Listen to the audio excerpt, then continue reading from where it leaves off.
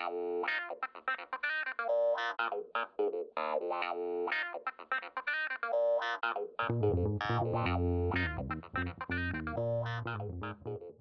and welcome to Lever Time. I'm producer Frank Capello, filling in for David Sirota. For today's episode, we will be sharing the recording of a live event that was hosted by The Lever on Wednesday, October 18th.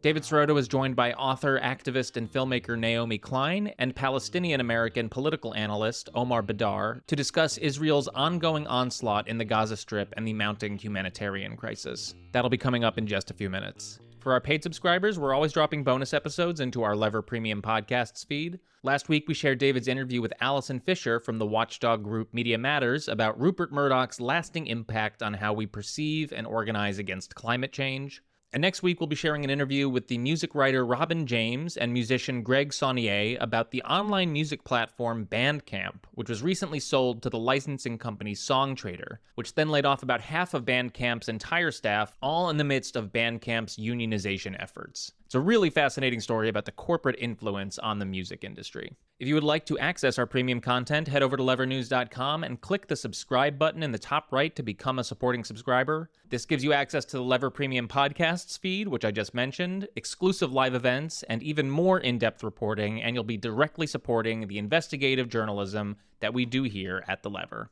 All right, we're going to get right into the recording of our live event from last week. As I mentioned, this was recorded about a week ago on October 18th, so some things have changed since the recording.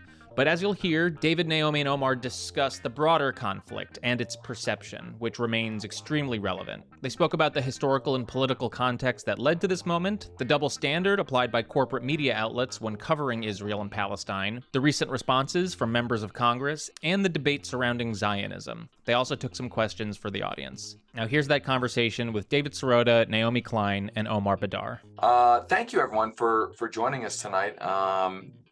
For this live event for The Lever. I want to thank everybody for being a subscriber to The Lever. If you're not, go to levernews.com and subscribe. We held a live event last week about the Israel-Palestine crisis. A lot of things have changed since then.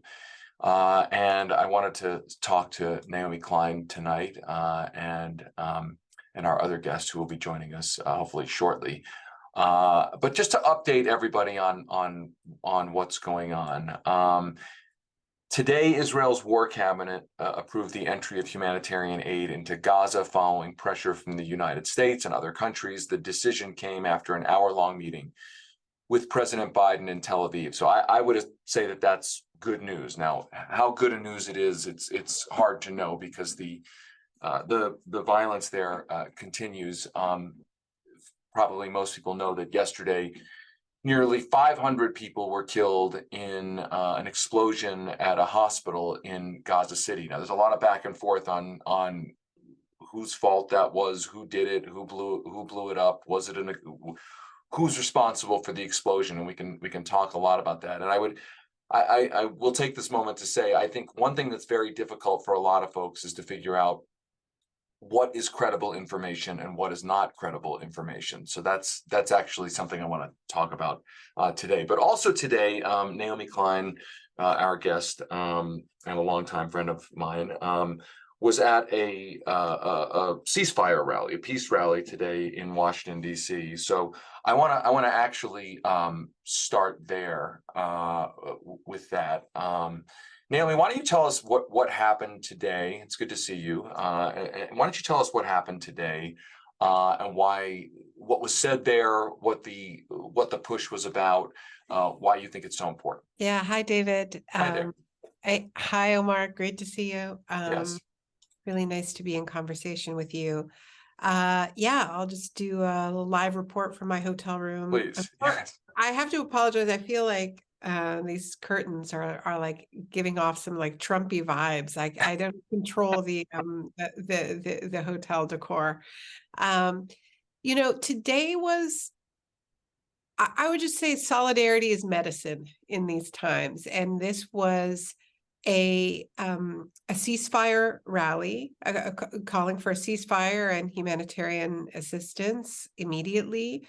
that was called by Jewish Voice for Peace and If Not Now, which are two Jewish-led organizations that are kind of the other Jewish lobby in a way. I mean, really bringing a much younger, progressive perspective. I think a lot of the big Jewish orgs are just panicked. They were smearing JVP right, left, and center, didn't know what to do. It was the largest Jewish-led protest in solidarity with Palestinians in U.S. history. There were thousands upon thousands of people in front of Congress. And more significantly than that, I would say, was the civil disobedience. 500 people went into the rotunda and were arrested, including lots of rabbis, many young people.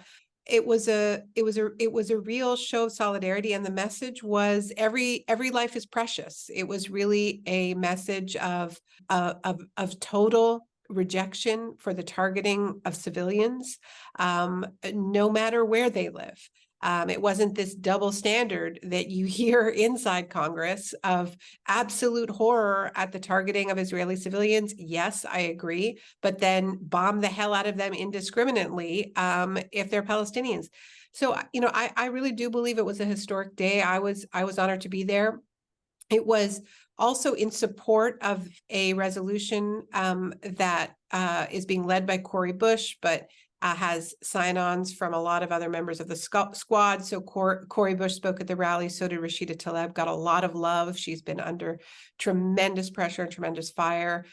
It was in these really, some of the darkest days I've ever lived through. It was a little bit of a glimpse of a different kind of world. But obviously the overall picture is incredibly grim and incredibly distressing. I also spent a lot of time meeting with different Congress people, trying to get more people to sign on to this ceasefire resolution, and more people did sign on even today. So you really did see the power of pressure.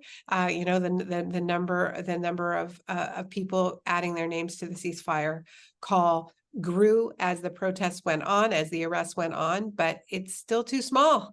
And the braying for blood is very loud in there.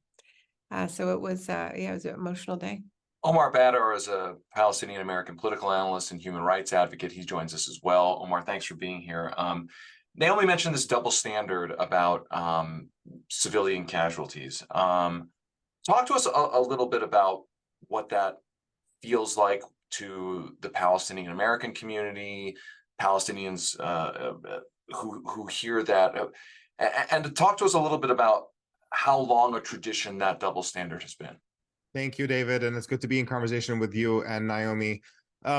I think you're putting your finger on a very serious problem that is long-standing even beyond this crisis. We've had, leading up to before even the Hamas attack, there have been 250 Palestinians who had been killed just this year, primarily in the West Bank, as a result of Israeli government actions and settler attacks.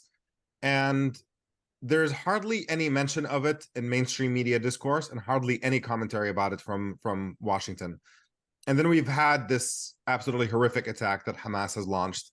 And as a result of that, we see on a loop kind of the depth of Israeli humanity. We have parents being interviewed at length, giving emotional testimony about who their children were and how difficult losing them is. And I mean, it's all of it is absolutely real and worthwhile. But the sharp contrast with the utter disregard we see for Palestinian life is quite grotesque, frankly. And that continued even as Israel started launching this massive onslaught throughout the Gaza Strip of, again, when we're describing indiscriminate bombing of civilian areas, we are talking about war crimes. And more than that, frankly, I think the word terrorism is the correct word that comes to mind. Terrorism is the use of violence against civilians in order to achieve a political end. And there's no question about the fact that this is precisely what Israel is pursuing. There's a lot of rhetoric about Israel doing everything it can to avoid civilian casualties, and if when we kill them, it's by accident. There have been many bombings of Gaza by Israel before, and when human rights organizations investigate them, The conclusion they reach is that Israel has engaged in reckless and deliberate bombings and indiscriminate ones of civilian areas. And in some cases, even when there was this great march of return out of Gaza in 2018, it was Israeli snipers taking aim at journalists and medics and activists who are clearly unarmed. So we have this pattern of Israel behaving in a way where it shows disregard for Palestinian human life. And yet the dominant narrative is that when Palestinians kill civilians, it's because they're barbarian monsters. And when Israel does it, oh, it's really has to be an accident because Israel is way too nice and civilized to ever do something like that on intentionally. And that conveys a level of racism and dehumanization of Palestinians that I think is very, very deeply aggravating for a lot of people watching. And more crucially, than just the emotional impact of it, it stops us from pursuing better policies and moving things in a better direction if we believe that there's a fundamental disparity in the humanity of people on either side. Because ultimately, beyond just this crisis, I don't think we're going to find a military solution for anything.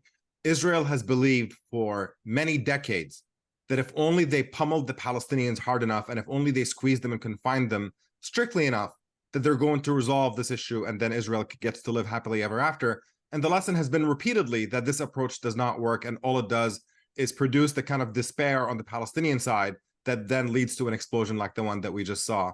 And what we really need is a shift in Israel's approach, and that could only be achieved by American pressure to accept that the only true way out of this is one in which Palestinians and Israelis get to live in safety, freedom, and security. And that entails ending Israel's siege and occupation and apartheid system that has made Palestinian life really unlivable. I want to remind everybody and just welcome everybody for joining us here. If you're just joining us, you can you can post a question in the Q&A at the bottom of your screen. You should see a Q&A button, and we're going to try to ask as many questions as we can.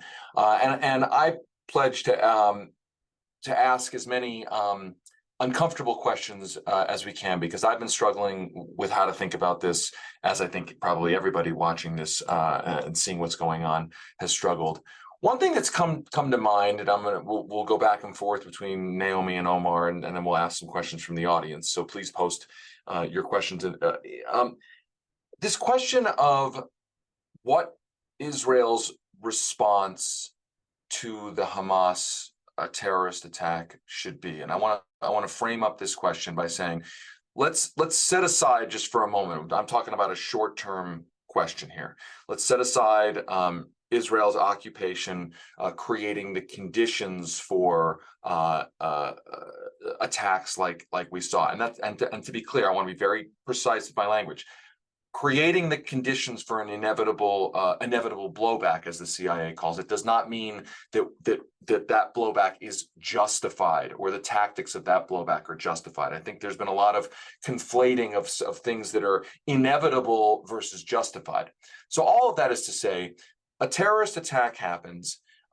Israel argues that the terrorists who committed that attack are deliberately basing their attacks from within civilian facilities, from within hospitals, schools, civilian neighborhoods. And so then the question comes up, okay, well, what is a humane, adequate security response? And let's just for argument's sake, say that part of that argument is true, that there are some Hamas bases of power inside of civilian areas, and that Hamas uses civilians as kind of human shields. What is a humane security response to something like that? Naomi, I'll ask you, because I don't necessarily know. I'm not a military strategist, but I don't necessarily know how to think about that question. It's a tough question. What's your response to that question, Naomi? I don't think there is a military response that is going to in any way get at the root of what led to those attacks. I think that just to be frank with you, I think Israel's creating more quote unquote terrorists every single day. I was in Gaza in 2008. I met lots of little kids in the rubble. I met kids whose bodies had been burned with white phosphorus. Those are young men today. I saw the same thing in Iraq after the invasion. I'm not a military strategist, but I can say that the targeting, I believe Palestinians have a right that people under occupation have a right to armed resistance up to targeting of civilians, because that violates that violates the Geneva Conventions, which are the legacy of the Second World War, right? And the reason why I know there's somebody, in the comments talking about an interview that they heard that talked about how it's understandable if you don't live this way, you have no right to condemn it. The point is, we have an international legal architecture that is one of the legacies of the Holocaust and the other horrors of the Second World War. And right now, Israeli officials are going on television, just shrugging it off, going, "You bombed Dresden, so can we," as if those laws don't exist. And you can't shrug off international law in the morning and then invoke it in the afternoon when it's Israel who is violating international law. I have been talking all day about Israel's war crimes, but the thing about war crimes is you have to apply the standards. No matter who violates it. It's not like my team's okay and your team isn't. It just doesn't work that way, because all you really have is the moral force of it. And so you have this farce now where one side, just cares about it if it's the other side doing it. And it's not why we have these laws. They're really being shredded. It's a really perilous time. But one of the things that we talked about a fair bit today with these Congress people is, everyone now looks back on the response to the September 11th attack with a lot of regret, right? Because ultimately those were criminal acts that could have been responded to with criminal as if they were criminal, and not through these massive wars that are basically unending, even if our governments no longer admit it. So I think we're repeating the same mistakes all over again. I think also, like 9/11, you had, if we think back to those days, those of us who remember it, and I know we do, there was a lot of opportunism. And this is what I wrote about in the shock doctrine, where there were people in the Bush administration who had a whole plan for redrawing the map of the Middle East, and they saw their moment. And I really think we have to remember that and think about people in Benjamin Netanyahu's very extreme far-right government who have been openly espousing genocidal ideas and talking about how they don't want to deal with Gaza anymore. And they do want, basically, they've been calling for ethnic cleansing. They want to take the entire West Bank, and they are seeing their moment here, right? So, yeah, I mean, I don't know. I mean, Omar will have a better answer than me, perhaps, to the question of, what to do about the embedding in civilian infrastructure. It's a very dense area, and it is not an excuse for war crimes. Right. And I want to just add some context there, because you jogged my memory. I remember, I'm so old, I not only remember being on Capitol Hill on 9/11.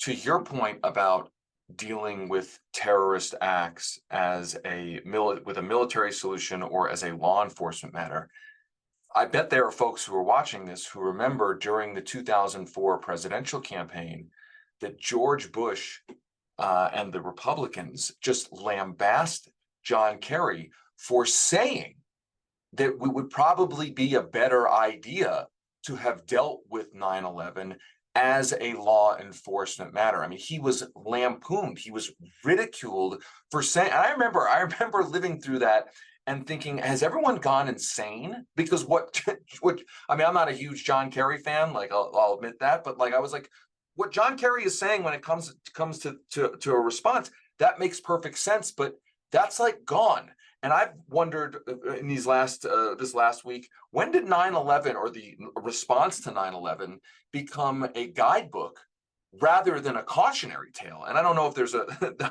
a particular point, but Omar, I want to ask you that question. I want to stick to that question because it has come up a lot. What is in the short term? Ending the occupation. I'm here for that. I've spoken out about that. I think a lot of people agree with that. Not everyone, obviously, but in the short term, a terrorist attack targeting Israeli civilians happens. If we stipulate, just for argument's sake, that some of those terrorists are basing their base of operations among civilians, what is a humane response from the Israeli security forces to something like that? Let me just say, David, real quick, that when it comes to the invocation of 9/11, I don't think that that's a policy prescription as much as it is an emotional appeal to say, you remember how angry you were and how much you wanted to carpet bomb the entire world. And so you can't, the sense with 9/11 is that, yeah, we made mistakes, but our anger was understandable. So we were not expected to behave greatly. Right. And I think that's basically what the Israeli government and part of the Israeli public is also appealing of, yeah, we don't really have a game plan of how this is really going to work out, but you can't be hard on us right now. We get to just do whatever we want to because the moment calls for it. Look, part of the challenge with what effectively amounts to a suicide attack when you send militants across the border with the expectation that they're going to be there to fight and die, when it's over, you've killed the people who perpetrated the attack. They're all dead. You have now then beyond that a question of, all right, well, how much of this planning and how much of the organization and the extent to which you want to go deeper into Hamas's broader responsibility as an organization, that does absolutely become a law enforcement issue first and foremost. And it's a question of, what does it mean to pursue a sensible judicial process by which you hold Hamas members accountable, whether you're trying to get people arrested, who you're appealing to, who gets to do it. All of this is a non-starter for the Israeli government because the idea is that they're so offended at the prospect of an attack like this giving Hamas any sense of power that the goal first and foremost is not to pursue justice by any stretch of the imagination. It is to punish them for daring to do something like this, and that involves decimating them in every way possible. That is the approach, and it's obviously not one that's going to work out. The only way you're going to eliminate Hamas from existence is by committing unspeakable atrocities that literally flatten huge parts of Gaza. You are talking about genocidal practice in order to be able to achieve something like that. On the question of human shields, I do think that there's a lack of nuance in the way that we talk about this that to me is very, very important. There's a disparity of power. Militants, who use guerrilla warfare and guerrilla tactics because they don't have airplanes and tanks, are by necessity have to be embedded in civilian areas. There is an imbalance of power that makes it impossible. Hamas cannot just all gather in one empty part of Gaza and say, we're all here, we're staying away from civilians, because then one Israeli missile takes them out. By contrast, Israel has more flexibility on that front because it has a very, very advanced military machine where they don't have to be operating deep within civilian areas, even though the IDF headquarters is in the middle of civilian area in Tel Aviv. But the question of human shield specifically, the legal definition of it, it's the practice of holding civilians against their will in front of you in order to deter other people from shooting at you. And the only party here that has been documented to practice this is, in fact, the Israeli military. A lot of people don't know this, that it's been standard Israeli military practice from the year 2000 to 2005 to just use Palestinian civilians as human shields, including children, by the way. The idea is during the Second Intifada to prevent Palestinian militants from shooting back. The Israeli Supreme Court said this was not an acceptable practice. So in 2005, they officially banned it. The Israeli military then objected to that ruling and they were challenging it and appealing it, but that ban stood. So on paper, the ban against the use of human shields is official in Israel. Nonetheless, in successive Israeli military operations, both in Gaza and in the West Bank, there have been instances in which Israeli soldiers were caught using Palestinian children as human shields. And when they're caught, in one instance in 2014, when a 10-year-old boy was used, Human Rights Watch described the punishment that the Israeli soldiers got as a slap on the wrist, which means they don't really have a deep problem with that practice. And the reason why they use it is because they know it is effective in that the other side would be reluctant to shoot at you. So it undercuts this entire narrative that Palestinian militants are so monstrous, they want their own children to die, as Dershowitz claims. If that were true, then what exactly is the point of the Israeli military using Palestinian children as shields if they really believe that the militants did not care if they killed them or not? Clearly, they don't even believe that. So I just think that that's a point of distinction that is really worth emphasizing. This is not to defend any of Hamas's tactics and not to say that they don't endanger civilian areas by embedding themselves in those civilian areas, but just I think that technicality of what human shields are is a point that is worth highlighting. Let's talk about the U.S. response to this, and then I'm going to read some questions from the audience. And if you're just joining us, you can go to the bottom and in the button that says Q&A, add your questions. I want to ask about the U.S. role here, and I think Naomi, in your opening remarks, you mentioned this resolution that some folks on the progressive wing of the Democratic Party are pushing. I read this resolution. It struck me as not only entirely sensible, but kind of like the most minimal statement that any non-sociopath should be able to agree with, right? I mean, I've seen a lot of resolutions. I used to work on Capitol Hill, so I've seen how they're crafted, and people are trying to throw in a bunch of things. And clearly, whoever wrote this resolution was actually trying to keep as much out of it as possible, down to the core of just a statement of don't kill is like essentially limit, reduce, and eliminate the killing of Palestinian and Israeli civilians. And yet, as best as I can tell, it only has, I think, 50, 55, maybe 60 at this point, sponsors.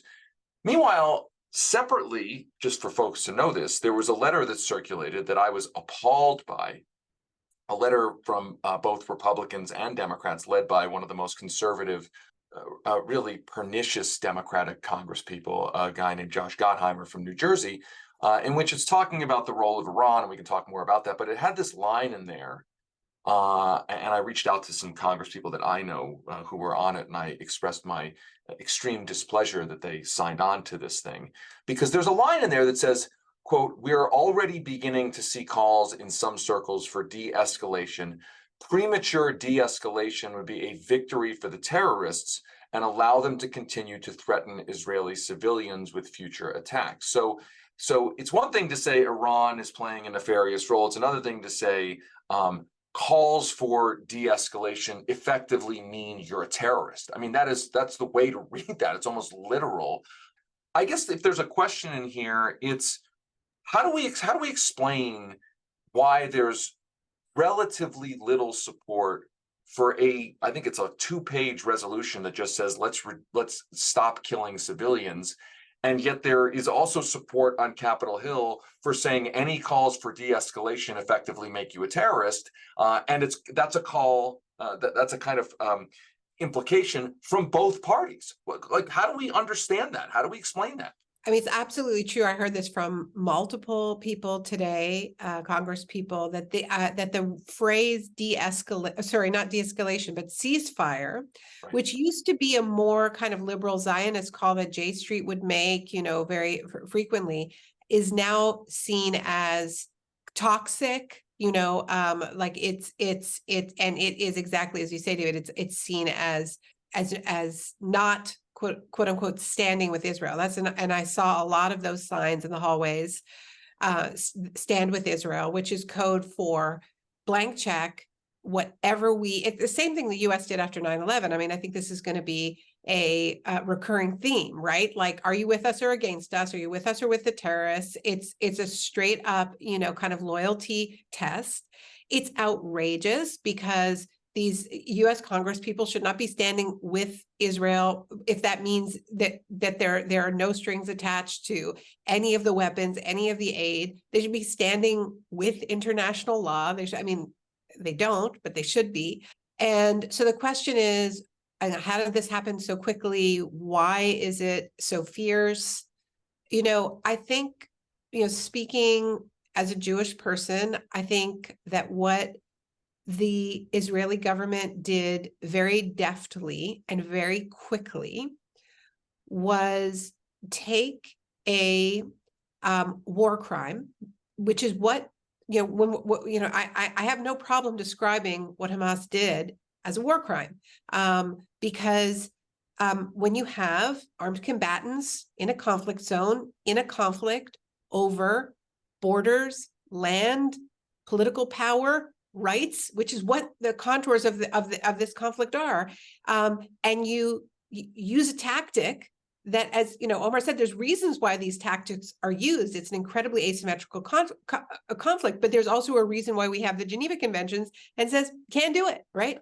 So that's a war crime, but that is not how this has been described. It has been systematically and from out of the gate described as a hate crime, as the single deadliest attack on Jews since the Holocaust, and pogroms, right, has been described. And I'm not minimizing it. I think war crimes are a really big deal, right? I think massacres are a big deal, but that is not how it's been described. It's been described, it has been taken out of its geopolitical context and put within a narrative of primordial Jewish trauma and anti-Semitism, which inherently can't be reasoned with within that narrative.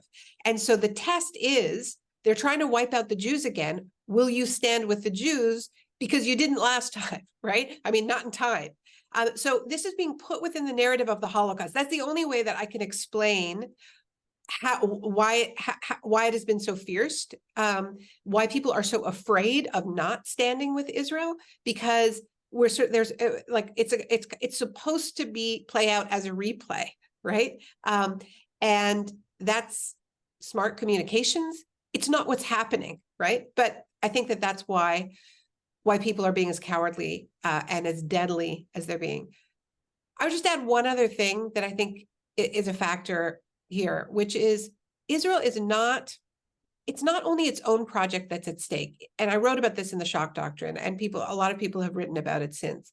Israel is a laboratory for a certain kind of, like when I talk, the Israeli military and the occupied territories are a laboratory for what Israel calls security without peace. Okay.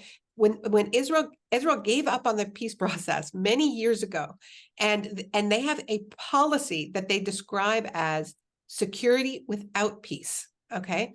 And that's what all the walls and the checkpoints and the siege are all about. We don't need peace. We can contain, right? And so when Hamas breaks through the Erez checkpoint, breaks through the wall, and inflicts this amount of civilian loss of life, the entire model is failing. But what I'm saying to you is that it's not just Israel's model.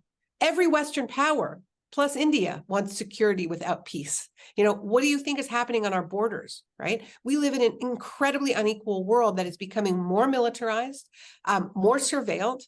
A lot of the weaponry we're buying from this lab in Israel. Companies like Elbit Systems are selling. Look, we did it at home. Now you do it on your border, Europe, US, Australia.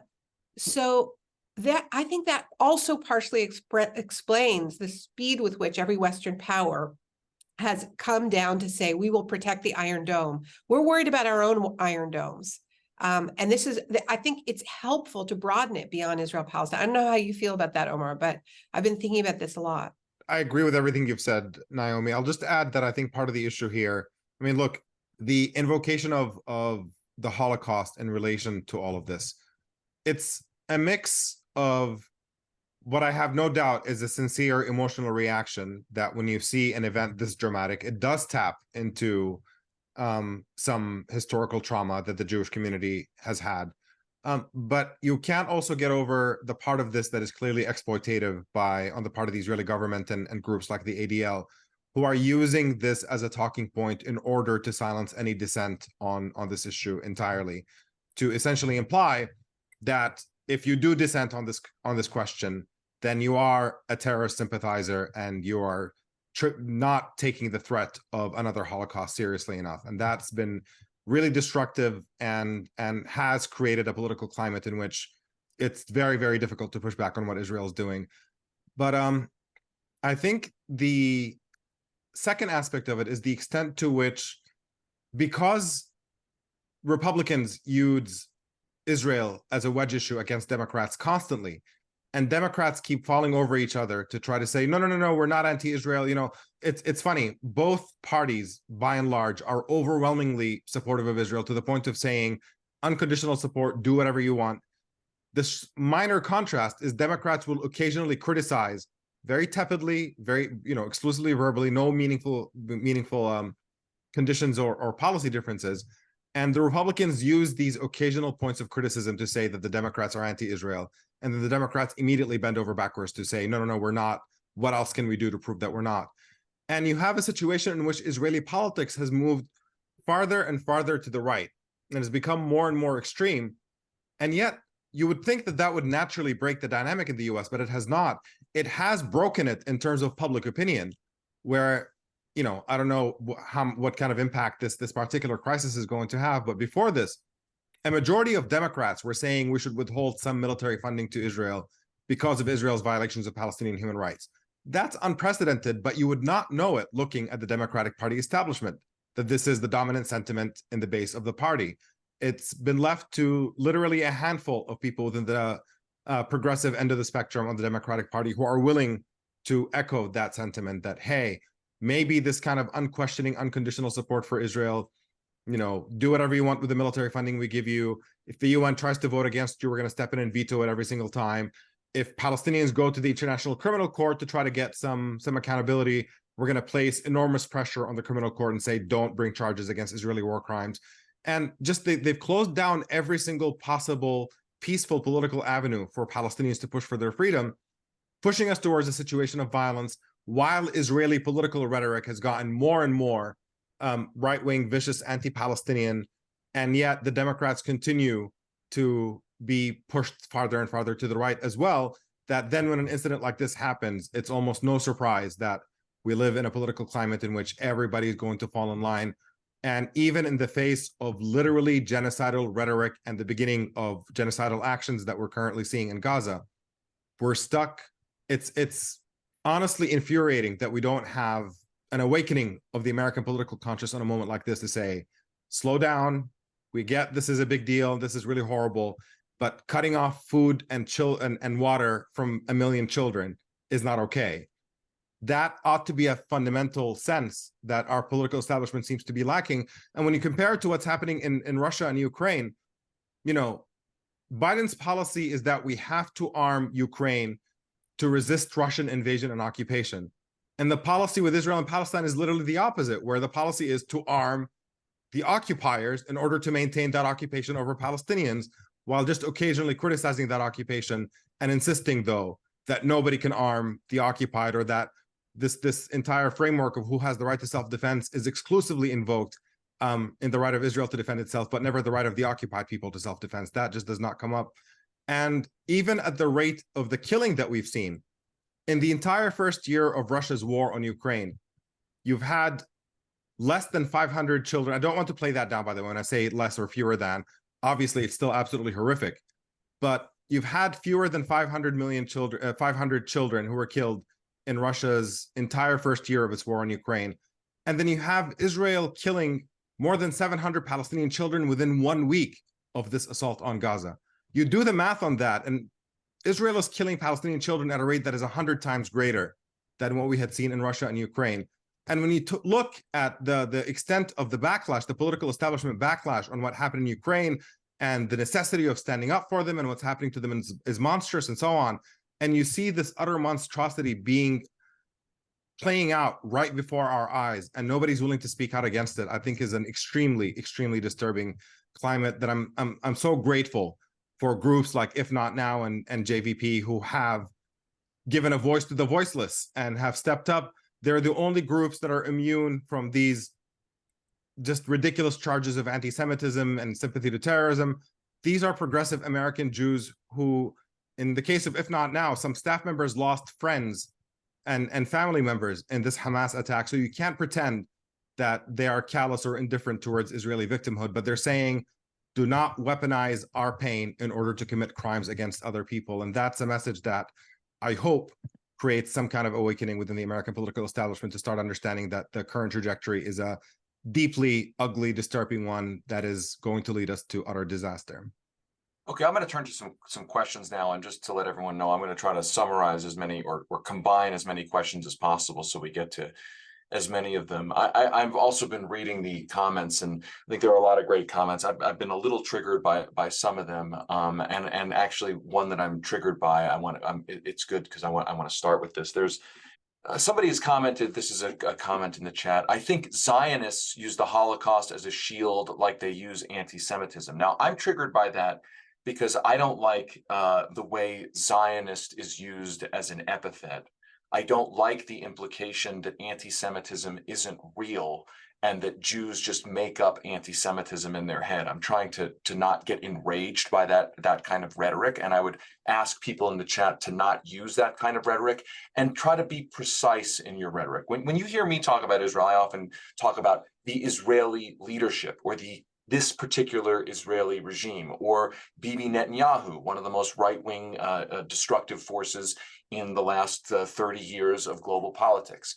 So, but I think that's a good segue to sort of, this is a composite question that's been kind of thrown around in the chat, and I'll go to Naomi on this one, which is Zionism. First of all, let me just preface this by saying, I think Zionism means a lot of different things to a lot of different people. So it's hard to know what we're really talking about when we just use that term. But I think a central question here is, can Zionism in one form or the other, which I define as the belief in that a state of Israel can exist, can Zionism exist in a two-state solution situation? Is Zionism at odds with peace in this particular part of the world? And it can, I'm not just talking about, however you define Zionism, right? Like, is there a version of Zionism that can exist in a place in this part of the world that is peaceful, coexistent, and respectful of the Palestinians and other peoples in the region? It would be very different than the Zionism that we have. So I'm not going to get very hung up on the words right now. I think it is triggering for a lot of people. I think what's more urgent is that there needs to be a horizon where people can see themselves, where everybody is in Israel and Palestine see a future for themselves, for life, with dignity, with full rights, with full freedoms. And I don't think it's up to me or you, or frankly, anyone who doesn't live there, but certainly people who have a right to return. They do have a right to be part of envisioning that future. I think right now we're in a state where we look back a lot at the crimes of the past, and there's no end of them, but we're afraid to look forward. It's hard. It's really, really hard, and it isn't clear who has a right to do that. And this is the legacy of Zionism. A Palestinian life has been it turned into Bantustans, right? I mean, you can't even really have communication between Gaza and the West Bank, and the West Bank has been turned into Swiss cheese. And then you have the diaspora, but there still needs to be a horizon. And so that's my answer. I think what we have now is I know that when these debates were happening and Hannah Arendt was talking about a kind of Zionism that was not actually attached to statehood, that was a kind of plurinational, but was land-based. I mean, there's different kinds of people had diverse visions. Martin Buber had a vision of Zionism. That is not the Zionism that has triumphed. The Zionism that has triumphed is extremely militant. And there's a logical reason why each government seems to get more right-wing than the last. So I don't think it's enough to just talk about this particular Israeli government, because there's a logic and there's an escalation to it where it becomes more and more brutal to defend this idea that we can kind of fortress the Jews on land that was inhabited. So I don't know. I don't know. It's I'm not sure we're going to solve this tonight on this. Sure, but I would ask, and Omar, I'll ask you the flip side of the question. I mean, some folks have brought up in the chat that, Hamas in its sort of mission statements says it's committed to the destruction of the Jewish state. There's a lot of getting rid of the Jews in the region. If you hear an Israeli or somebody defending Israel say, I don't believe there is a possibility of peace, a possibility of a two-state solution if Hamas exists as a major political force because of what Hamas purports to stand for, what's the response to that? Yeah, I would point out, and by the way, I mean, I hope that goes without saying, but I'm neither a fan nor a defender of Hamas. Of course. Nonetheless, I think that there has been an update in their position that I think is worthwhile, is that they used to be a lot more extreme. Their charter was much more destructive. And then when they finally came to power through elections, they started taking statesmanship a little bit more seriously, and they updated their charter. They got rid of the old one, have a new one. And the leader of Hamas had a piece in the Washington Post, it must have been around 2006 or so, in which Hamas expressed openness to a two-state solution, which I know is shocking probably to most people listening, because all you ever hear is Hamas wants the destruction of Israel and the murder of all Jews and all of that kind of rhetoric. Hamas said that they are not enthusiastic about a two-state solution, but they're willing to settle for it if that's what the majority of Palestinians wanted, that they would be willing to abide by it at a time when majority Palestinian public opinion in the occupied territories was in favor of a two-state solution. Now, just on the question of Zionism, just real quick for a moment, I do find the rhetoric around that word and the debates and the fights about it to be a bit of a distraction. Nonetheless, if we're going to talk about it, let's explain a couple of things. Zionism did mean different things to different people, and when Zionism was still forming, some people's Zionist vision was coexisting with Palestinians, and other people's Zionist vision was excluding Palestinians to exist on the land without them. The sad part is that the version of Zionism that won is the one that drove Palestinians out of their homes to create a Jewish state where hundreds of Palestinian towns and villages were destroyed to prevent the refugees' right of return. And many Palestinians identify themselves as, probably overwhelmingly, if not all, identify themselves as anti-Zionists for the obvious reason is that to them, if Zionism means the right of Israel to drive them out of their land, then of course you're going to be an anti-Zionist. But then you have people like Peter Beinart, who the last I checked still identifies as a Zionist. But his view is to embrace a one-state solution in which Palestinians and Israelis can live together. So clearly that term is extremely malleable in the minds of very, very different people. And so I personally have always found debates about whether you're a Zionist or an anti-Zionist not to be a particularly useful one. For me, it's more about what is the policy prescription that you subscribe to? How do you expect it to see a future? Do you want Palestinians to be free? I don't care what other labels you apply to yourself beyond those fundamental issues. And a two-state solution was a huge Palestinian compromise. I think that is something that is worth spelling out, in which Palestinians in the 1980s gave up on 78% of historic Palestine, all of Israel as recognized by the UN, meaning that all they wanted was a Palestinian state on the occupied Palestinian territories, the West Bank, Gaza, and East Jerusalem, a mere 22% of historic Palestine. So that was a massive compromise. And Israel, instead of abiding by international law and respecting the need for an end to the occupation, spent the entire so-called peace process doing the exact opposite, entrenching its occupation by building more and more and more settlements throughout the occupied territories, to a point right now where, frankly, both options seem politically impossible at the moment. It is difficult to imagine a two-state solution in which Israel would leave, at this point, nearly 750,000 settlers throughout the West Bank and East Jerusalem. They can't, pulling them all out of there. You're talking about a very, very massive, significant transfer of population. If they leave them there, it's not clear that they would leave that many people to live in a Palestinian state.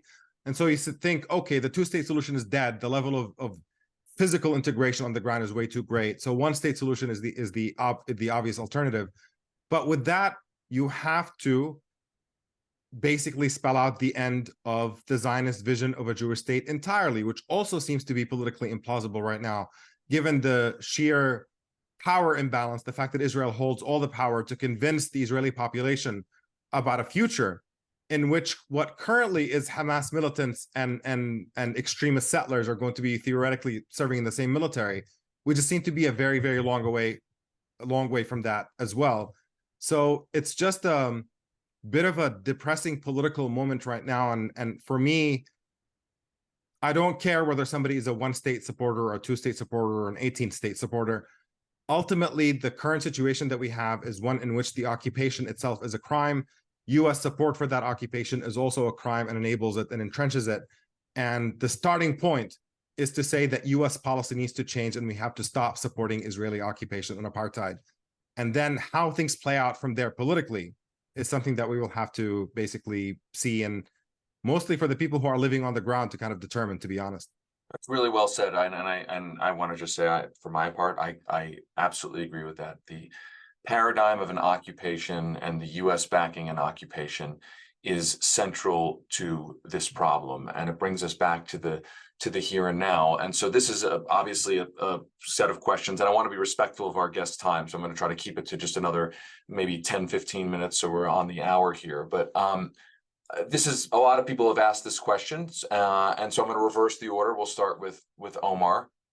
What 1, 2, 3, 4 things, everybody is watching this, what can they do as citizens to bring pressure for, and let's go to the really, really here and now, a ceasefire, even separating out, ending the occupation in the here and now, what's happening now. If you were to name 1, 2, 3 things that everybody on this, watching this, could do to try to get to a ceasefire that limits or stops civilian casualties, what are those things? I wish I had a complex strategy to offer. For me, it's pick up the phone and call your member of Congress and say it is unacceptable for this onslaught to continue, and demand a ceasefire immediately.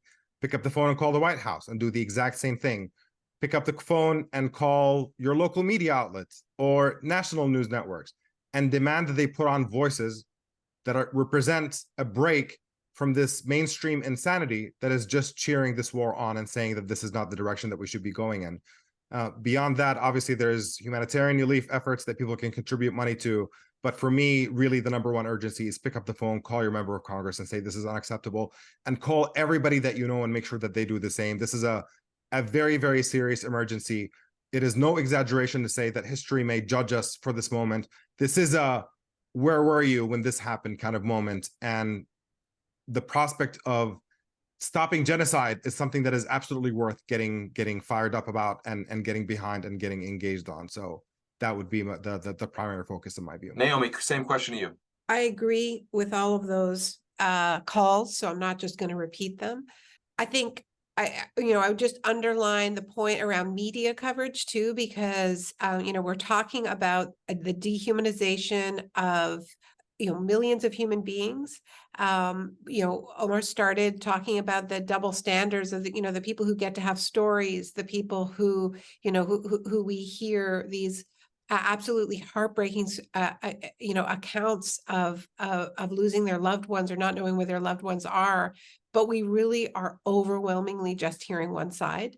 And so, yes, call your Congress people, but also call, let CNN and MSNBC and, wherever you're getting your news, know that, if they're going to take Israeli propaganda on one side, they want to hear the other side. I mean, and that we want to hear stories, human stories. And if they don't have reporters in Gaza, which they should try to figure out how to do, then they can talk to people who have spent time in Gaza. They can talk to people who have family in Gaza. There are ways to humanize. It takes effort, and we need to demand that. People are mentioning, Mehdi Hassan and Ali Velshi being taken off the air, and Mohadeen on MSNBC. Actually, there was an outcry about that, and it seems to have worked a little bit, maybe not completely, but let them know that you want to hear what people who have some direct experience in some cases in the region, like I'm in Mohadeen, we put him on the air way more. So do that kind of advocacy. Like, it's clear people feel really, really passionately about this, and I do too. I would just offer a challenge to folks, on the left who have a really strong critique of Zionism. I do too. I increasingly identify myself as an anti-Zionist Jew. I want to make room for that position. I want to destigmatize that position. But I also want us to think about what we are seeing now, which is absolutely, the responses of the past week and a half show that people are not able to think. What you're seeing is like a trauma response, like a deep, deep trauma response. Now that may seem weird. And I because the Holocaust is like the most kind of commemorated, it's the piece of history that we learn most in our schools. So it can seem hard to believe that this is actually unprocessed trauma. But the thing about Zionism is that what it did is it took Jewish trauma after the Holocaust and kind of brought it into this new place, this new story, and said, this is the solution. This is the solution to the Holocaust. That's not a solution to trauma. It actually doesn't look at it. And so what you're seeing is is the fact that that trauma is still very much alive. If the Israeli government has been able to whip up this frenzy as quickly as they have, this Stand with Israel frenzy, which is all about this idea that the Jews are going to face another Holocaust, it shows that that trauma is still alive.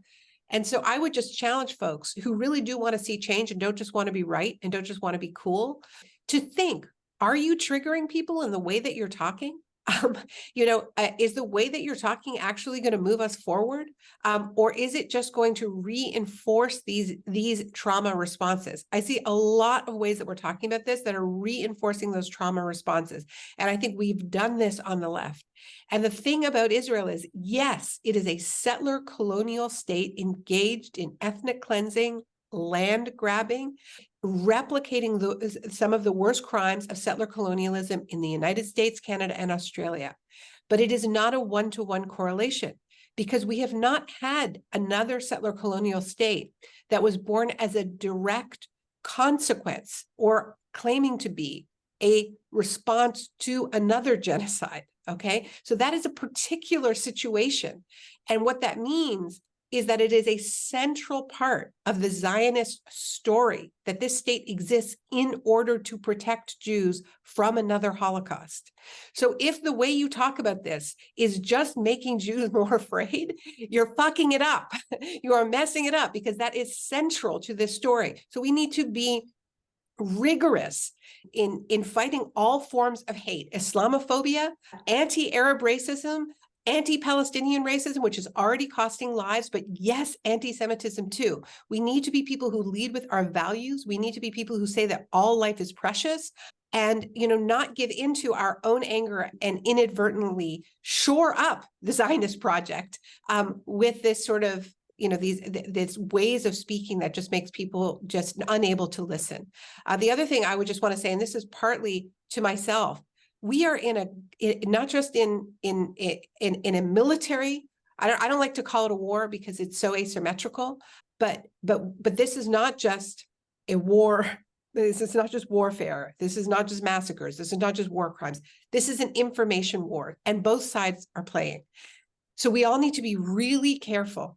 And I'm saying this to myself as well, because I've shared things that I regret too quickly. We don't know, okay? And we need to, this is part of the reason why we have to call for a ceasefire. We don't know what's going on in there. We are deep in the fog of war. So let's all be careful about what we share.